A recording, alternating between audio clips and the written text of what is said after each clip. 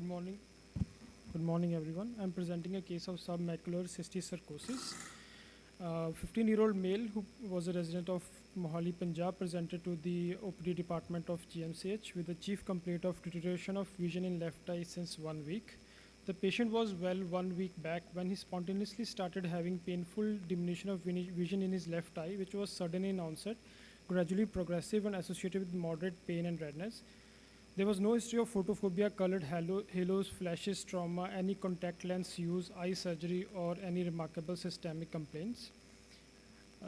There was no history of travel elsewhere. Family history was not significant. Patient was a non-smoker, non-drinker, and a non-vegetarian. General physical examination was unremarkable. On slit lamp examination, right eye was apparently well, while the left eye showed a vision of finger counting 2 meters. And in the anterior segment, there was circumciliary congestion present. The cornea was clear with no cratic precipitates. There was an AC reaction of 3+ and flare 3+ according to the Sun classification. Angles were open and there were no granulomas. Iris, pupil, and lens were within normal limits.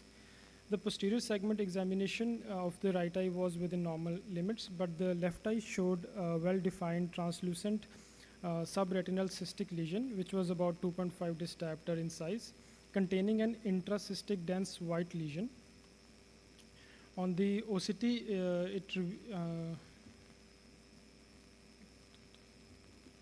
the OCT revealed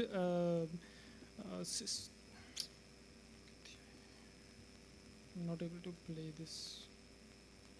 Cystic lesion in the subretinal area with the elevated neurosensory retina with full thickness macular hole and an hyperreflective area inside the cyst with the back shadow. So we have a 15-year-old Indian male who had a sudden painless decrease in vision. His left eye vision was finger counting 2 meters, and posterior segment revealed a submacular cystic lesion with macular hole. Final diagnosis straightaway was made of intraocular cysticercosis with macular hole. Patient was asked about if he has eaten any pork, and he revealed that yes, he was a pork eater. MRI of the brain, orbit, and spine was ordered.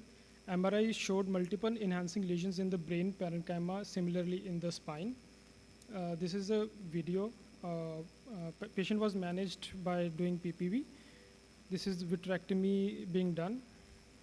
And then retinal break was made with diathermy. The cyst was assisted out with the help of silicone tape cannula and the endoforceps, which was then sent for histopathological examination. And which revealed a cyst showing a parasite having a thin wall composed of outer cuticle layer, middle cellular layer, and the innermost reticular layer, along with the presence of scolex and the hooklets. Patient was put on tablet albendazole under the cover of steroid and Aptoin. And from our side, he was advised strict proning for 3 days. He was given eye drop betamethasone plus moxifloxacin 2 hourly, atropine 3 times per day, and carboxymethyl cellulase 6 times per day. Post-op, 1 month later, his vision was finger counting 4 meters. Anterior segment was within the normal limits, and the posterior segment showed a discolored central retina with a superficial hemorrhage and a chorioretinal scar temporally at the region of diathermy. This is the OCT finding showing macular edema. Macular hole seems closed and an intact RP. Thank you. I think it's a very wonderfully managed case. The whole cyst without rupture was brought out. Normally some surgeons will just eat away the cyst so that by chance it ruptures, it can cause a lot of problems also. So I think that's a very good case. You didn't mention about the macular hole. Was the ILM peeled? And yes, sorry, yes. You didn't mention the management of the macular hole. Yes, ILM peeling was done, and then the ILM was tucked inside the macula. All right. Yes. So that was done. And if it's a case of neurocysticercosis, usually the ophthalmologist does not start albendazole, because there could be a problem in the brain, so it's usually the neurologist. Yes, it wasn't started. It was started by the because first steroid cover has to be given yes, for our learning itself. I think thank you. So it's a very nice case. Just 1 or 2 things that we need to be very sure about in any kind of macular surgeries is that how tempting it is that you see that cyst with a macular hole, never remove any cyst or subretinal fluid through the macular hole.